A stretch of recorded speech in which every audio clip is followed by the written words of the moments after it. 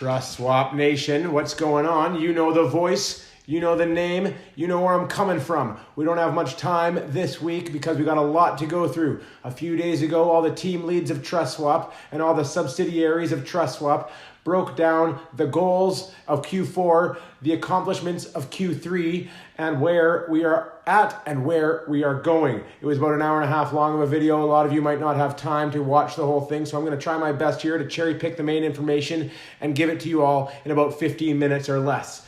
The very beginning of the video started with Nicholas of the Crypto app talking about what was accomplished in Q3, and I will go through a little bit of that with you. There were 4 new hires recently. Almost all of crypto is laying people off. Meanwhile, TrustSwap and the Crypto app, they just keep hiring. This is a great sign for the company and a great sign for everybody involved, whether it be holder or employee, that the team is continuing to grow despite horrible macroeconomics and horrible market conditions right now in crypto. Recently, the Crypto app was one of the main sponsors of the largest crypto conference in Switzerland, the CV Summit, where they identified lots of interesting opportunities and leads and got very well positioned for the next phase of scaling. They put together a marketing plan there for the next 6 months, including one with Google in 5 countries. What else did they accomplish? Users will now have an option to translate the news in the Crypto app into any language of their choosing. So things are just keep plugging along with the Crypto app. These are somewhat small little improvements made, and I know the big one that you are waiting for, or one of the big ones that you are waiting for, was definitely talked about in the goals for Q4. So we'll go through what Nicholas had to say about Q4. They are working on the new Pro model of the app, which is huge because that will begin generating revenue. Right now, the Crypto app isn't generating much revenue because of the rebrand and all that stuff that's going on, but the new Pro mode will bring in some revenue. How does that affect you? You might not be interested in that. Well, the revenue from the Crypto app will eventually go towards buybacks. More on buybacks later. But when the Crypto app is successful, that means all of the Swap token and Swap community will be successful. What else in Q4? They're planning on entering the South Korean and Brazilian markets, and they're planning on translating the app and website for those specific markets. They're dedicated to the expansion of content marketing efforts and a YouTube channel rebrand. They are working on wallet integration, profit loss functionality in the portfolio, alerts for inbound and outbound transactions, and more. Those are just a few of the highlights from Nicholas's segment on the Crypto app. In conclusion on that, the team is very hard at work and always optimizing, researching, and implementing. Big news still to come from the Crypto app later on. At the beginning of the video and at the very end of the video, Jeff kind of made a lot of little tidbits that are going to be very interesting for everybody. If you have the time to check it out, I suggest you do, because I might butcher some of his verbiage. But if not, I've listed off most of the little tidbits, so I could list them off at the very end. The next up was Zach with Team Finance. What he was talking about was they were talking about how in Q3 and going into Q4, they're working on redesigning the website. The previous website meant limited site changes were possible. Sorry if I'm sounding a little nasally and I'm a little off with my voice. I'm just getting over a cold. But anyways, previous website meant limited site changes were possible. However, a refactored site has set the platform up for an exciting Q4. Website refactoring is crucial to help us scale and reduce technical issues. Final phase is expected in the next couple weeks. The token vesting landing page and user flow redesign and the template for the rest of the website is also expected end of Q3. They're putting the finishing touches on it. All that should be up in the next couple weeks here as well. The landing page is now much more informative, a lot more how-tos and educational content. A lot of stuff explaining why you might need this and why Team Finance is good for you or your business. Basically, the overall website redesign is continuing on into Q4 to optimize the user experience. If you listen to past podcasts of mine or episodes of mine, you'll have heard the tidbits that Team Finance is just killing it on all metrics. So right now, they're just always continuing to fine tune and basically making it a no-brainer for anybody to use something different than team finance. It's a no-brainer all around. So they're just working on tweaking things and letting people know that honestly, why wouldn't you be using team finance is basically the slogan, and it should market itself. Next up was Marty with the creative team. Marty goes over the fact that the dashboard revamp is ongoing. So sometimes in the chats, there's problems with the dashboard. Things aren't up to date. The calendar's not up to date. So they're working on a total revamp, and that's still ongoing. They are creating continuity within all verticals, all experiences you have within the subsidiaries. So Marty and the creative team work with Team Finance, Crypto App, the Launchpads, and Swappable, and they're going to try to kind of make them all look and feel familiar and similar.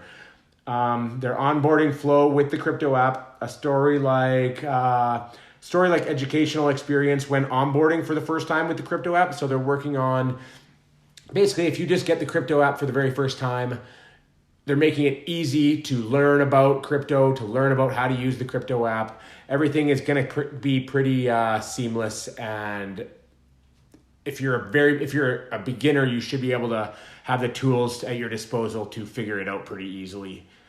There's going to be an educational about menu for functionality and preference. The team is focusing on revenue generating functionality while improving user experience through business analysis. And at the end, Marty went on to say that he's on the hunt for a senior graphics designer. If you think you're right for the person, if you're the right person for the job, email martin@trustswap.org. So if you're into graphics design and you want to get into a sweet job that you can do remote, Marty's your guy. Hit him up. Next up was Honora with the marketing overview. The marketing team has been working with creative to get multimedia videos and banners made for Team Finance and the Crypto App. They're trying to connect with crypto influencers, specifically on YouTube, to create video reviews of Team Finance with traceable backlinks. Regarding Launchpads, the marketing team will place more emphasis on multimedia exposure for founders of companies. I don't know if you remember recently for that Acquire.Fi flash launch, Jeff sat down with one of the founders and had an in-depth interview with him. A few months ago, they did the same thing with EcoRise. So the marketing team's looking towards doing more and more of those for the Launchpad, because obviously if people can put a face or an employee or a face to whoever one of the founders is, instead of just a hidden anonymous shadowy figure, people are going to have more trust in that. And this way people are also going to be able to learn more about the project than just scrolling through articles, basically. So I really like that aspect of it. They're looking into ad outlets for the Crypto App. The marketing team is looking to find and recommend 10 or more outlets for crypto advertising. And earlier on, I'll just say that Jeff mentioned something about commercials for the Crypto App too. So that's something that it was a little vague, but it kind of caught my eye. So that'll be kind of interesting to keep our eyes on that. If we start seeing mainstream commercials for the Crypto App, that'd be pretty cool. And this is a big one for me that I'll kind of get in depth more later on, but one of the big things that piqued my interest was that Swappable is going to be shifting to business. I think we all can kind of agree that if you've been with TrustSwap for a long time, the hype around Swappable was immense. It was pushed back. It didn't launch for the longest time. Hype was growing. And then it kind of fell a little flat. Places like Rarible, OpenSea, they kind of have a monopoly on the business to customer aspect, but business to business is kind of an untapped supply, basically. So I think that's really interesting. I'll get more in depth on that later, but just basically Honora dipped on it a little bit with the marketing, but they're shifting to business. And the marketing strategy is that the marketing team will work with Swappable product lead to design and implement a B2B marketing strategy. As for the website, the current website reflects the older and more artistic focus. We need to redesign the website to attract businesses looking for NFT guidance. Partner marketing. In light of the partnerships with Salesforce and Shopify, we need to continue to work on getting listed on directories and relevant partner sites. And as for multimedia, emphasis on trying to define the business NFT consulting space. We are very early to this party, therefore the potential is sky high. And I agree, that's exciting. And again, if you're not into Swappable too much, you should kind of care about this, because as basically a stakeholder in TrustSwap or the swap token, profits made with Swappable are also going to go towards buybacks, which go back to swap rewards, which go back to the stakers. So these are things that are pretty exciting. And again, like I said, later on in the episode, I'll touch on Swappable a little bit more. Next up was Sandeep with Launchpads.